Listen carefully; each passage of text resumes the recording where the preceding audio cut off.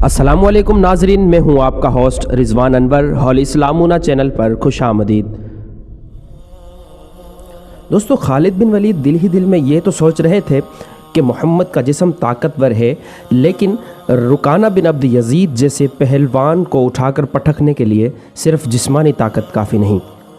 رکانہ بن عبد یزید رسول کریم صلی اللہ تعالیٰ علیہ وسلم کا چچا تھا، جس نے اسلام قبول نہیں کیا تھا۔ یہ عرب کا مانا ہوا پہلوان تھا۔ نامی گرامی پہلوان آئے جنہیں اس نے ایک ہی داؤں میں پٹک کر اٹھنے کے قابل نہ چھوڑا۔ وہ وحشی انسان تھا، صرف لڑنا مارنا جانتا تھا۔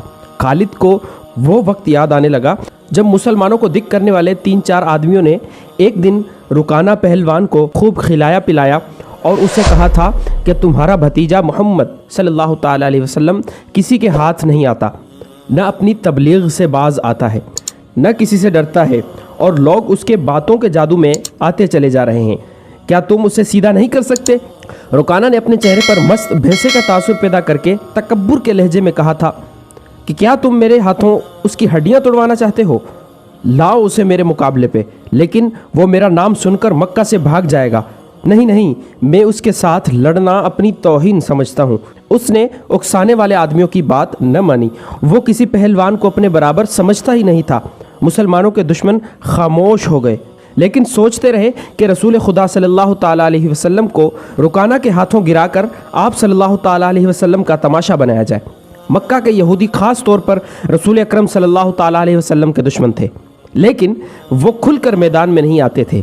وہ خوش تھے کہ اہل قریش آپس میں بٹ کر ایک دوسرے کے دشمن ہو گئے ہیں۔ انہیں پتہ چل گیا کہ قریش کے کچھ آدمیوں نے رکانہ پہلوان کو اکسایا ہے کہ وہ رسول خدا صلی اللہ تعالیٰ علیہ وسلم کو کشتی کے لیے للکارے، لیکن وہ نہیں مان رہا تھا۔ ایک روز رکانہ رات کے وقت ایک گلی سے گزر رہا تھا کہ اس کے قریب سے ایک بڑی حسین اور جوان لڑکی گزری۔ چاندنی رات میں لڑکی نے رکانہ کو پہچان لیا اور مسکرائی۔ رکانہ وحشی تھا، وہ رک گیا اور لڑکی کا راستہ روک لیا۔ کیا تم جانتی ہو، عورت مرد کی طرف دیکھ کر مسکراتی ہے تو اس کا کیا مطلب ہوتا ہے؟ رکانہ پہلوان نے اس سے پوچھا، کون ہو تم؟ اس کا مطلب یہ ہوتا ہے کہ عورت اس مرد کو چاہتی ہے۔ اس جوان لڑکی نے جواب دیا، میں سبت بنت ارمن ہوں۔ او، ارمن یہودی کی بیٹی؟ رکانہ نے کہا، اور لڑکی کے کندھوں پر ہاتھ رکھ کر اسے قریب کر کے بولا، کیا میرا جسم تمہیں اتنا اچھا لگتا ہے؟ اور کیا تمہاری طاقت نے مجھے مایوس کر دیا ہے؟ سبت نے پیچھے ہٹتے ہوئے کہا، تم اپنے بھتیجے محمد سے ڈرتے ہو۔ کون کہتا ہے؟ رکانہ نے گرج کر بولا، سب کہتے ہیں۔ سبت نے کہا، پہلے محمد کو گراؤ، میں اپنا جسم تمہیں انعام میں دوں گی۔ اللہ کے بیٹوں اور بیٹیوں کی قسم، تیری بات پوری کر کے تیرے سامنے آؤں گا۔ رکانہ نے کہا، لیکن تم نے غلط سنا ہے کہ میں محمد سے ڈرتا ہوں۔ بات یہ ہے کہ میں اپنے سے کمزور کے ساتھ لڑنا اپنی توہین سمجھتا ہوں، لیکن تیری بات پوری کروں گا۔ مشہور مورخ ابن حشام نے لکھا ہے کہ رسول کریم صلی اللہ تعالیٰ علیہ وسلم نے خود رکانہ پہلوان کو کشتی کے لیے للکارا تھا، لیکن دوسرے مورخ ابن الاثیر نے جو شہادت پیش کی ہے وہ صحیح ہے۔ رکانہ نے محمد صلی اللہ تعالیٰ علیہ وسلم کو کشتی کے لیے للکارا اور اس نے کہا تھا، میرے بھائی کے بیٹے، تم بڑے دل اور بڑی جرت والے آدمی ہو۔ میں یہ بھی جانتا ہوں کہ تم جھوٹ بولنے سے نفرت کرتے ہو، لیکن مرد کی جرت، صداقت کا پتہ اکھاڑے میں چلتا ہے۔ آؤ میرے مقابلے میں اکھاڑے میں اترو۔ اگر مجھے گرا لو تو میں تمہیں اللہ کا بھیجا ہوا نبی مان لوں گا۔ اللہ کی قسم، تمہارا مذہب قبول کر لوں گا، لیکن یہ ایک بھتیجے اور چچا کی کشتی نہیں ہوگی۔ رسول خدا صلی اللہ تعالیٰ علیہ وسلم نے رکانہ کی للکار کے جواب میں کہا، ایک بت پرست اور سچے دین کے ایک پیغمبر کی لڑائی ہوگی۔ تو ہار گیا تو اپنا وعدہ نہ بھول جانا۔ مکہ میں یہ خبر صحرا کی آندھی کی طرح پھیل گئی کہ رکانہ پہلوان اور محمد صلی اللہ تعالیٰ علیہ وسلم کی کشتی ہوگی۔ جو ہار جائے گا وہ جیتنے والے کا مذہب قبول کر لے گا۔ قریش کا بچہ مرد و زن اور یہودی ہجوم کر کے آ گئے۔ مسلمانوں کی تعداد بہت تھوڑی تھی۔ وہ تلواروں اور برچھیوں سے مسلح ہو کر آئے، کیونکہ انہیں خطرہ محسوس ہو رہا تھا کہ قریش کشتی کو بہانہ بنا کر رسول خدا صلی اللہ تعالیٰ علیہ وسلم کو قتل کر دیں گے۔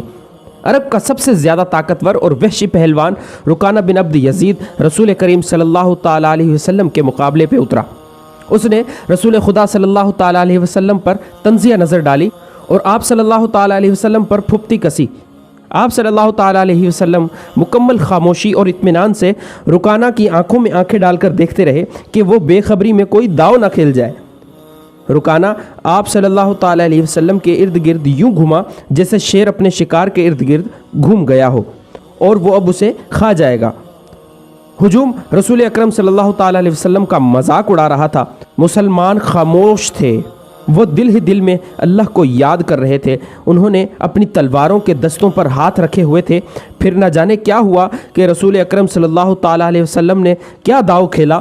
ابن الاثیر کہتا ہے کہ آپ صلی اللہ تعالیٰ علیہ وسلم نے رکانہ کو اٹھا کر زمین پہ پٹخ دیا۔ رکانہ زخمی شیر کی طرح اٹھا اور گرا کر آپ صلی اللہ تعالیٰ علیہ وسلم پر حملہ آور ہوا۔ آپ صلی اللہ تعالیٰ علیہ وسلم نے پھر وہی داؤ کھیلا اور اسے پٹخ دیا۔ وہ اٹھا تو آپ صلی اللہ علیہ وسلم نے اسے تیسری بار پٹخا۔ بھاری بھرکم جسم 3 بار پٹخا گیا تو کشتی جاری رکھنے کے قابل نہ رہا۔ رکانہ سر جھکا کر اکھاڑے سے نکل گیا۔ ہجوم پر سناٹا طاری ہو گیا اور مسلمان ننگی تلواریں اور برچھیاں ہوا میں لہرا لہرا اور اچھال اچھال کر نعرے لگا رہے تھے۔ چچا رکانہ، رسول اکرم صلی اللہ تعالیٰ علیہ وسلم نے للکار کر کہا، اپنا وعدہ پورا کر اور یہی اعلان کر کہ آج سے تو مسلمان ہے۔ رکانہ نے قبول اسلام سے صاف انکار کر دیا۔ یہ طاقت جسمانی نہیں تھی۔ خالد نے نخلستان میں لیٹے لیٹے اپنے آپ سے کہا، رکانہ کو یوں 3 بار پٹخنا تو دور کی بات ہے، اسے کوئی پچھاڑ بھی نہیں سکا تھا۔ رسول اکرم صلی اللہ تعالیٰ علیہ وسلم کا تصور خالد کے ذہن میں نکھر آیا۔ وہ آپ صلی اللہ تعالیٰ علیہ وسلم کو اچھی طرح سے جانتا تھا، لیکن اب وہ محسوس کر رہا تھا جیسے وہ محمد صلی اللہ علیہ وسلم کوئی اور تھے جنہیں وہ بچپن سے جانتا تھا۔ اس کے بعد آپ صلی اللہ تعالیٰ علیہ وسلم نے جو رخ اختیار کیا تھا اس میں خالد آپ کو نہیں پہچانتا تھا۔ نبوت کے دعوے کے بعد خالد کی آپ صلی اللہ تعالیٰ علیہ وسلم کے ساتھ بول چال بند ہو گئی تھی۔ وہ آپ صلی اللہ تعالیٰ علیہ وسلم کے ساتھ 2 ہاتھ کرنا چاہتا تھا، لیکن وہ رکانہ کی طرح پہلوان نہیں تھا۔ وہ میدان جنگ میں لڑنے والا اور لڑنے والوں کی قیادت کرنے والا جنگجو تھا، لیکن اس وقت مسلمان فوج کی صورت میں لڑنے کے قابل نہیں تھے۔ جب مسلمان فوج کی صورت میں لڑنے کے قابل ہوئے اور قریش کے ساتھ ان کا پہلا معرکہ ہوا، اس وقت خالد کے لیے ایسے حالات پیدا ہو گئے تھے کہ وہ اس معرکے میں شامل نہیں ہو سکا تھا۔ اس کا اسے بہت افسوس تھا۔ یہ معرکہ بدر کا تھا جس میں 313 مجاہدین اسلام نے 1000 قریش کو شکست دی تھی۔ خالد دانت پیستا رہ گیا تھا، لیکن اس روز جب وہ اس نخلستان میں لیٹا ہوا تھا اسے خیال آیا کہ 313 نے 1000 کو کس طرح سے شکست دے دی تھی۔ اس نے شکست کھا کے آنے والوں سے پوچھا تھا کہ مسلمانوں میں وہ کون سی خوبی تھی جس نے انہیں فتح یاب کیا تھا۔ خالد اٹھ بیٹھا اور انگلی سے ریت پر بدر کے میدان کے خد و خال بنا کر قریش اور مسلمانوں کی پوزیشنیں اور مارکے کے دوران دونوں کی چالوں کی لکیریں بنانے لگا۔ باپ نے اسے فن حرب اور ضرب کا ماہر بنا دیا تھا۔ بچپن میں اسے گھڑ سواری سکھائی، لڑکپن میں اسے اکڑ اور منہ زور گھوڑے کو قابو میں لانے کے قابل بنا دیا۔ نوجوانی میں وہ شاہ سوار بن چکا تھا۔ شتر سواری میں بھی وہ ماہر تھا۔ اس کا باپ ہی اس کا استاد تھا۔ اس نے خالد کو نہ صرف سپاہی بلکہ سپہ سالار بنایا تھا۔ خالد کو جنگ و جدل اتنی اچھی لگی کہ وہ لڑنے اور لڑانے کے طریقوں پر غور کرنے لگا اور جوانی میں فوج کی قیادت کے قابل ہو گیا تھا۔ اسے بدر کی لڑائی میں شامل نہ ہو سکنے کا افسوس تھا اور وہ انتقام کے طریقے سوچتا رہتا تھا، لیکن اب اس کی سوچوں کا دھارا اور طرف چل پڑا تھا۔ مکہ سے روانگی سے کچھ عرصہ پہلے وہ اس سوچ میں کھو گیا تھا کہ رسول اکرم صلی اللہ تعالیٰ علیہ وسلم نے رکانہ پہلوان کو 3 بار پٹخا تھا۔ بدر میں آپ صلی اللہ تعالیٰ علیہ وسلم نے محض 313 مجاہدین سے 1000 کو شکست دی۔ یہ کوئی اور ہی قوت تھی، لیکن بدر کے مارکے کے بعد اس کے دل میں مسلمانوں کے خلاف انتقام کی آگ سلگ رہی تھی۔ مسلمان مارکہ بدر میں قریش کے بہت سے آدمیوں کو قیدی بنا کر لے گئے تھے۔ قریش کے سرداروں کے لیے تو یہ صدمہ تھا ہی، اس کا بہت بڑا اثر خالد نے قبول کیا تھا۔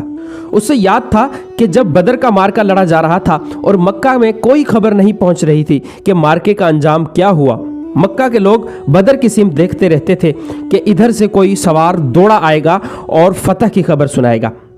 آخر ایک روز ایک شتر سوار آتا نظر آیا، لوگ اس کی طرف دوڑ پڑے۔ سوار نے عرب کے رواج کے مطابق اپنا کرتا پھاڑ دیا تھا اور وہ روتا آ رہا تھا۔ بری خبر لانے والے قاصد ایسا ہی کیا کرتے تھے۔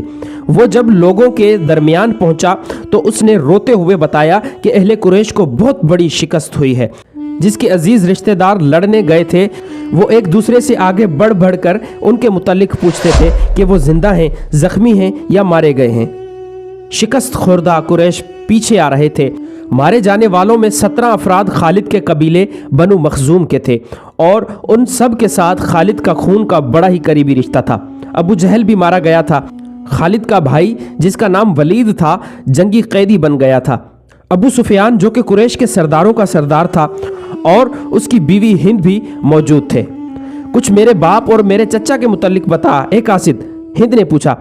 تمہارا باپ عتبہ علی اور حمزہ کے ہاتھوں مارا گیا، قاصد نے کہا، اور تمہارے چچا شیبہ کو اکیلے حمزہ نے قتل کیا ہے اور تمہارا بیٹا حنزلہ علی کے ہاتھوں مارا گیا ہے۔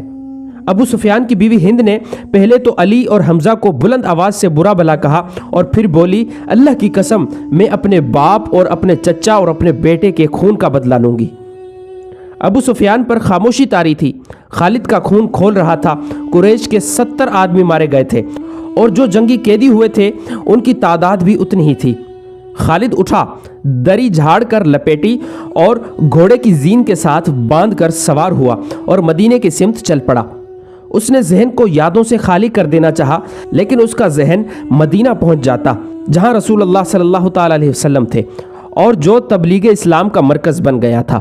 آپ صلی اللہ تعالیٰ علیہ وسلم کا خیال آتے ہی اس کا ذہن پیچھے چلا جاتا اور اسے وہ منظر دکھاتا جس کے خالق حضور صلی اللہ تعالیٰ علیہ وسلم تھے۔ اس کے ذہن میں ہند کے الفاظ یاد آئے جو اس نے اپنے خاوند ابو سفیان سے کہے تھے، میں اپنے باپ اور چچا کو بھول سکتی ہوں، کیا میں اپنے لخت جگر حنزلہ کو بھی بھول جاؤں؟ ماں اپنے بیٹے کو کیسے بھول سکتی ہے؟ اللہ کی قسم میں محمد کو اپنے بیٹے کا خون معاف نہیں کروں گی۔ یہ لڑائی محمد نے کرائی ہے، میں حمزہ اور علی کو نہیں بخشوں گی، وہ میرے باپ، میرے چچا اور میرے بیٹے کے قاتل ہیں، میرے خون کو صرف میرے بیٹے کا قتل گرما رہا ہے۔ ابو سفیان نے کہا تھا، مجھ پر اپنے بیٹے کے خون کا انتقام فرض ہو گیا ہے، میں سب سے پہلے یہ کام کروں گا کہ محمد کے خلاف زبردست فوج تیار کر کے اسے آئندہ لڑنے کے قابل نہیں چھوڑوں گا۔ مشہور مورخ وقائع نگار واقدی لکھتا ہے کہ اگلے ہی روز ابو سفیان نے تمام سرداروں کو بلایا۔ ان میں زیادہ تعداد ان سرداروں کی تھی جو کسی نہ کسی وجہ سے جنگ بدر میں شریک نہیں ہو سکے تھے، اور ان میں سے ہر ایک کا کوئی نہ کوئی عزیز اس جنگ میں مارا گیا تھا۔ سب انتقام کا ارادہ لے کر اکٹھے ہوئے۔ کیا مجھے زیادہ باتیں کرنے کی ضرورت ہے؟ ابو سفیان نے کہا، میرا اپنا جوان بیٹا مارا گیا ہے، اگر میں انتقام نہیں لیتا تو مجھے جینے کا کوئی حق نہیں۔ سب ایک ہی بار بولنے لگے۔ وہ اس پر متفق تھے کہ مسلمانوں سے بدر کی شکست کا انتقام لیا جائے، لیکن آپ میں سے کوئی بھی اپنے گھر میں نہ بیٹھا رہے۔ خالد نے کہا، بدر میں ہم صرف اسی لیے ذلت میں گھرے کہ سردار گھروں میں بیٹھے رہے اور ان لوگوں کو لڑنے بھیج دیا جو قریش کی عظمت کو نہیں سمجھتے تھے۔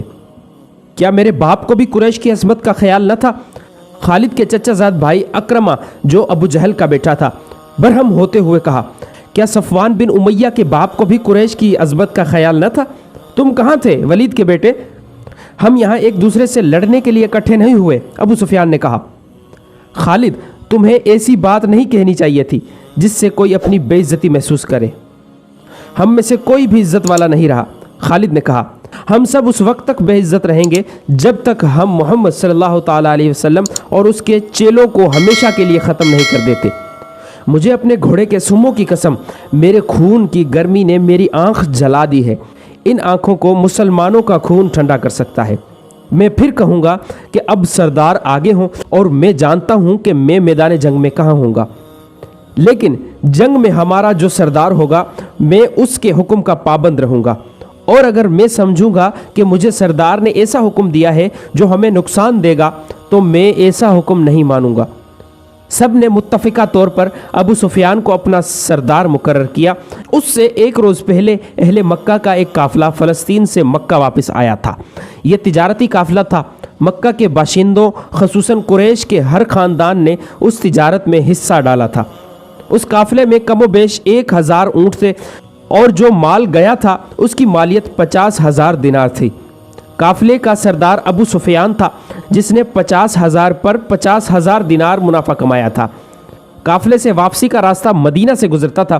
مسلمانوں کو پتہ چل گیا، انہوں نے پورے قافلے کو گرفتار کرنے کا ارادہ کیا اور ایک مقام پر قافلے کو گھیرے میں لے لیا، لیکن وہ زمین ایسی تھی کہ ابو سفیان نے ایک ایک آدمی اور ایک ایک اونٹ کو زمین کے اونچے نیچے کھد و خال سے فائدہ اٹھاتے ہوئے گھیرے سے نکال دیا تھا۔ خالد کا گھوڑا خرامہ خرامہ مدینے کی طرف چلا جا رہا تھا، مگر خالد کا ذہن پیچھے کو سفر کر رہا تھا۔ اسے اس وقت کا جب قریش انتقام کی اسکیم بنانے کے لیے اکٹھے ہوئے تھے، ایک ایک لفظ جو کسی نے کہا تھا سنائی دے رہا تھا۔ اگر تم نے مجھے اپنی سرداری دی ہے تو میرے ہر فیصلے کی پابندی تم پر لازم ہے۔ ابو سفیان نے کہا، میرا پہلا فیصلہ یہ ہے کہ میں نے ابھی 50,000 دینار منافع سب میں تقسیم نہیں کیا، وہ میں تقسیم نہیں کروں گا۔ یہ مسلمانوں کے خلاف فیصلہ کن جنگ میں استعمال ہوگا۔ مجھے اور میرے خاندان کو یہ فیصلہ منظور ہے، سب سے پہلے خالد نے کہا۔ پھر منظور ہے، ایسا ہی کرو، منظور ہے کی آوازیں اٹھیں۔ میرا دوسرا حکم یہ ہے، ابو سفیان نے کہا، کہ جنگ بدر میں ہمارے جو آدمی مارے گئے ہیں ان کے لواحقین آہ زاری کر رہے ہیں۔ میں نے مردوں کو دھاڑے مارتے اور عورتوں کو بین کرتے سنا ہے۔ اللہ کی قسم، جب آنسو بہہ جاتے ہیں تو انتقام کی آگ سرد ہو جاتی ہے۔ آج سے بدر کے مقتولین پر کوئی نہیں روئے گا۔ اور میرا تیسرا حکم یہ ہے کہ مسلمانوں نے بدر کی لڑائی میں ہمارے جن آدمیوں کو قید کیا ہے ان کی رہائی کے لیے کوئی کوشش نہیں کی جائے گی۔ تم جانتے ہو کہ مسلمانوں نے قیدیوں کی رہائی کے لیے ان کے درجے مقرر کر دیے ہیں اور ان کا فدیہ 1000 سے 40 درہم مقرر کیا ہے۔ ہم مسلمانوں کو 1 درہم بھی نہیں دیں گے، یہ رقم ہمارے ہی خلاف استعمال ہوگی۔ خالد کو گھوڑے کی پیٹھ پر بیٹھے اور مدینے کی طرف جاتے ہوئے جب وہ لمحے یاد آ رہے تھے تو اس کی مٹھیاں بند ہو گئیں، غصے کی لہر اس کے سارے وجود میں بھر گئی۔ وہ وقت بہت پیچھے رہ گیا تھا، لیکن اب بھی اس کے اندر غصہ بیدار ہو گیا تھا۔ اسے غصہ اس بات پر آیا کہ اجلاس میں طے تھا کہ مسلمانوں کے پاس مکہ کا کوئی آدمی اپنے قیدی کو چھڑانے مدینے نہیں جائے گا، لیکن ایک آدمی چوری چھپے مدینہ چلا جاتا اور اپنے عزیز رشتہ دار کو رہا کرا لاتا۔ ابو سفیان نے اپنا حکم واپس لے لیا۔ خالد کا اپنا ایک بھائی جس کا نام ولید تھا مسلمانوں کے پاس جنگی قیدی تھا۔ اگر اس وقت تک قریش اپنے بہت سے قیدی رہا نہ کرا لائے ہوتے تو خالد اپنے بھائی کی رہائی کے لیے کبھی نہ جاتا۔ اسے اپنے بھائیوں نے مجبور کیا تھا کہ ولید کی رہائی کے لیے جائے۔ خالد کو یاد آ رہا تھا کہ وہ اپنے وقار کو ٹھیس پہنچانے پر آمادہ نہیں ہو رہا تھا، لیکن اسے خیال آیا تھا، خیال یہ تھا کہ رسول کریم صلی اللہ تعالیٰ علیہ وسلم بھی اس کے قبیلے کے تھے اور آپ صلی اللہ تعالیٰ علیہ وسلم کے پیروکار یعنی جو مسلمان ہو گئے تھے وہ بھی قریش اور اہل مکہ سے تھے۔ وہ آسمان سے تو نہیں اترے تھے، وہ اتنے جرری اور دلیر تو نہیں تھے کہ 313 کی تعداد میں 1000 کو شکست دے سکتے۔ اب ان میں کیسی قوت آ گئی ہے کہ وہ ہمیں نیچا دکھا کر ہمارے آدمیوں کی قیمتیں مقرر کر رہے ہیں۔ تو اوکے ناظرین، اگلے پارٹ تک کے لیے اجازت چاہوں گا، اور اگر ویڈیو پسند آئے تو لائک ضرور کریں اور سبسکرائب کرنا مت بھولیں، ساتھ ہی بیل آئیکن بھی دبائیں تاکہ ہمارا ہر نوٹیفیکیشن آپ تک بر وقت پہنچتا رہے۔